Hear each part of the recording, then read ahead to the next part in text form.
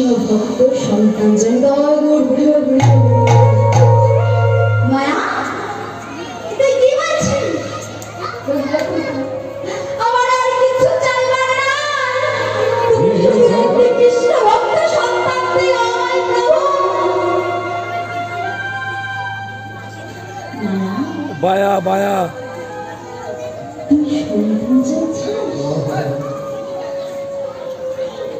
তোর কপালের যে লেখা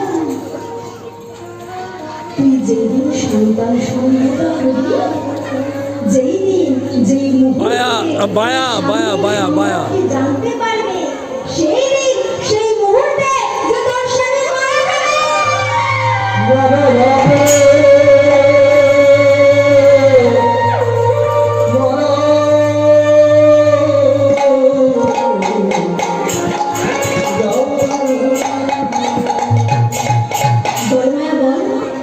হ্যালো হ্যালো তোকে যে স্বামী কিংবা সন্তানের মধ্যে